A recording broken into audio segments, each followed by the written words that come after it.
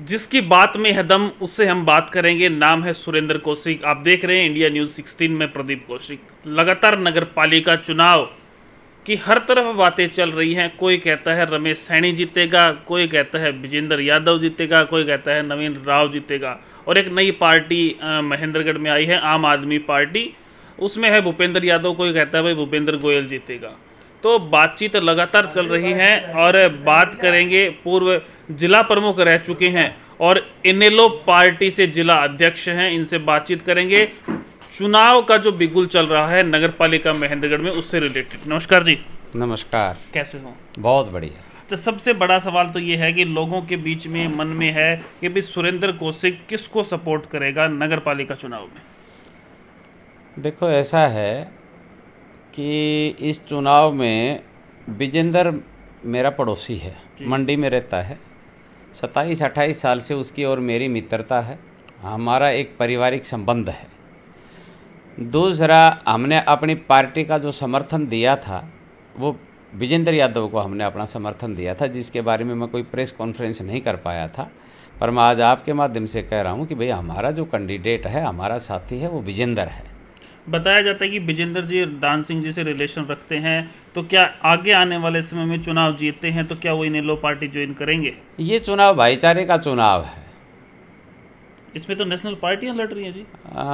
जो नेशनल पार्टियां जो चुनाव लड़ रही हैं, उनका जो सिस्टम है ना, वो ख़त्म हो चुका है। उनका कोई ऊपर जनाधार है नहीं, तो इसलिए वो इस चुनाव में घूम रहे हैं। अच्छा, लगभग व्यक्ति वो चुनाव लड़ रहे हैं जो पिछली बार पार्षद रह चुके हैं, जिनके कार्यकाल में शहर में एक ईंट नहीं लग पाई।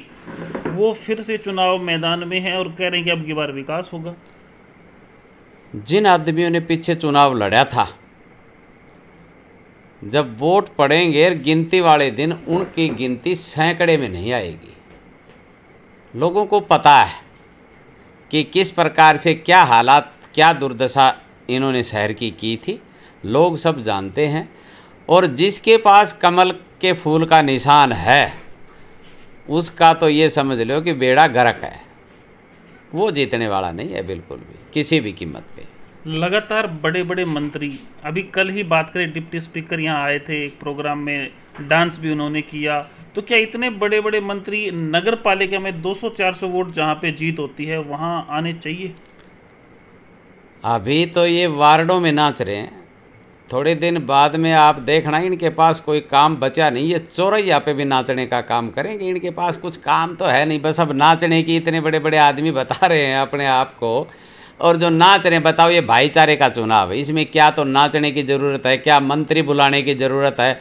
यहाँ ये झलकता है कि बीजेपी चुनाव हार रही है। और हमें रमेश सैनी से बेचारे से कोई वो नहीं है। रमेश सैनी अगर निर्दलीय होता, चुनाव जीत रहा था, पर उसने तो बेचारे के ये पंगा पड़ गया। बीजेपी की टिकट कुछ लोगों ने उसको दिलवा दी, और बीजेपी की टिकट लेने के बाद में उसको बड़ी भारी प्रॉब्लम खड़ी हो गई। मैं 2-3 दिन पहले मेरे को एक जगह वो मिला था, उसका चेहरा बड़ा उतरा हुआ था, ठीक है, बड़ा मायूस था। तो ये जो है ना, ये जो नाच गाना कर रहे हैं, ये नाच गाने की वजह से ही उसके वोट कम हुए हैं और उसको हार की कगार पे लेकर के आए हैं लोग। अच्छा, वो ये कह रहे हैं कि भाई ब्राह्मण और जो बनिए हैं उनके वोट रामविलास शर्मा की वजह से मिल जाएंगे, और उधर सैनियों को उन्होंने एक कर दिया तो रमेश सैनी जीत जाएगा। जो भाई चुनाव लड़ रहे हैं, मैं उनको बताना चाह रहा हूँ कि इस गलतफहमी में बिल्कुल भी ना रहें। पीछे रामविलास जी शर्मा ने जब चुनाव लड़ा तो वोट की पोलिंग का, जितने ब्राह्मणों के वोट पोल हुए थे, उसमें 80% ब्राह्मणों ने इनके खिलाफ वोट डाले थे। तो जब इनके खिलाफ डाल सकते हैं तो इनके कहने से कहाँ डालेंगे? ये चुनाव बड़ा रोचक चुनाव होगा। आज के बाद में ये चुनाव दूसरी दिशा बदलता चला जाएगा। ये अब की बार का चुनाव महेंद्रगढ़ की दिशा और दशा दोनों बदलने का काम करेगा। आप क्या मानते हैं कि पिछले काफ़ी समय से रमेश सैनी मैदान में थे, निर्दलीय चुनाव लड़ रहे थे, चाह रहे थे, काफ़ी पैसे भी खर्च किए हैं, लोगों की सेवाएं भी उन्होंने की हैं, बीजेपी की टिकट लेकर लोगों के सामने आना क्या था? बीजेपी के पास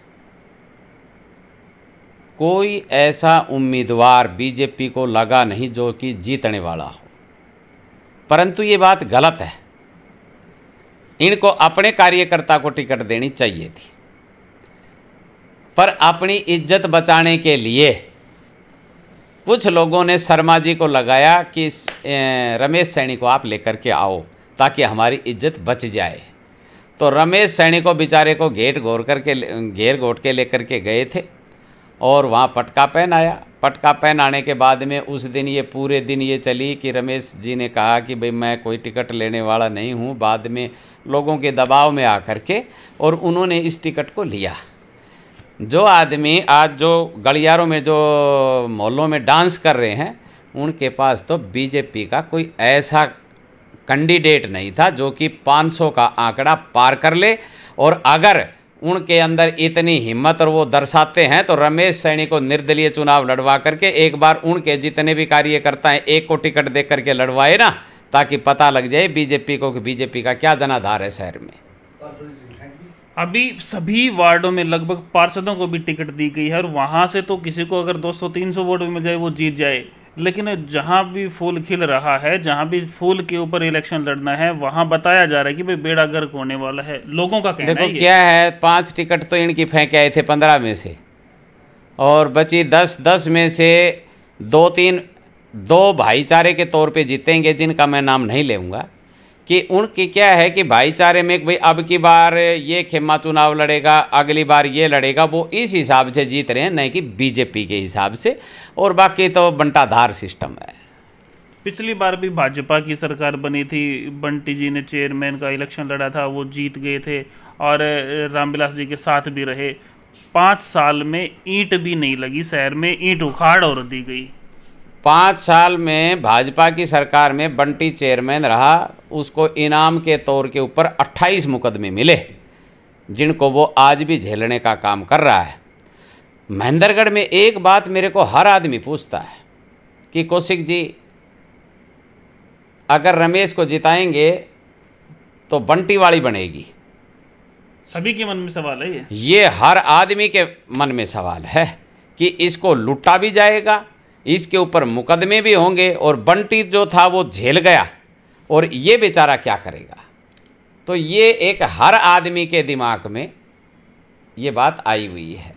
और सच्चाई को अब तो कहते हैं भाई पहली किस्त चली गई है, अब ये तो किस्तें चल रही हैं। अब देखो होता क्या है, भगवान भरोसे बात है। मैं तो ये कहता हूँ कि भाई भगवान रमेश सैनी को बचाना आप किसी भी प्रकार से, जो आज जिनके बीच में फंसा हुआ है उसको किसी तरीके से उसको निकालना, ये मेरी उनके साथ भावना है।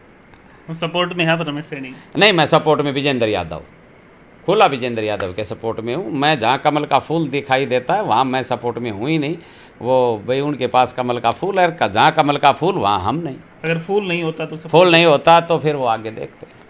तो अभी क्या लग रहा है, आप भी मार्केट में घूम रहे हैं, सभी आपको अच्छे तरीके से जानते हैं, आपको पहचानते हैं, आपकी बात भी मानते हैं। मैं जो आज देख रहा हूँ उसमें ये है कि भाजपा आज शहर के अंदर 3रे नंबर पे है। 3रे नंबर पे? बिल्कुल। पहले और दूसरे पे कौन? पहले दूसरे पे तो जो गिनती होगी जब पता लग जाएगा। मतलब पत्ते नहीं खोलोगे आप? नहीं, पत्ता क्या खोलना, पत्ते खुले हुए हैं, लोग समझते हैं। तो फिर 22 तारीख के बाद किसका माहौल रहेगा? भाई जो जीतेगा उसका माहौल है, पर ये 3रे नंबर पे रहेंगे। कमल का फूल जो ये डांस है ना जी, इनको तो 19 तारीख तक जो डांस करने हैं ना वो कर लेने चाहिए। 19 के बाद में फिर इनका डांस होना ही नहीं है, मौका नहीं मिलना। हाँ, हमने मतलब ही नहीं। अभी क्या कहना चाहेंगे लोगों को 19 तारीख को वोट डालने के लिए? भी किसको? मैं लोगों से यही बात कहता हूँ, सूझबूझ से वोट दें, बड़े आदमी को वोट दें, शहर के विकास करने वाले को वोट दें, शहर का अनर्थ करने वाले को वोट ना दें। जो आदमी 5 साल पीछे महेंद्रगढ़ को गर्त में धकेलने का काम किया उस आदमी के हाथ में सत्ता ना दें। महेंद्रगढ़ का जो पीछे बुरा हाल हुआ है उससे भी ज़्यादा बुरा हाल हो जाएगा अगर इनके हाथ में आपने सत्ता दे। इन आदमियों को कोई काम से लेना देना नहीं है, इनको सिर्फ पैसे से लेना देना है। आज देखा जाए खोखा वाले 29 आदमी आज 75 दिन बैठ करके और कल उठ करके गए हैं। ये पूरा षड्यंत्र यहाँ के भारतीय जनता पार्टी के नेता का था कि ये खोखे उठवाना, इनको यहाँ ना लगने देना। सरकार के एसडीएम की कोई हिम्मत थोड़ी कि जो सरकार के खिलाफ चले। ये हरियाणा सरकार अपने आप को बताने वाले जो नेता हैं, उन्होंने इनके 29 के 29 खोखे तुड़वाए और आगे जो बचे हुए हैं उनकी तुड़वाने की तैयारी है। ये महेंद्रगढ़ को पूरी कसौटी के ऊपर से उतारना चाहते हैं, पर कसौटी के ऊपर कोई थोड़ी उतरता है।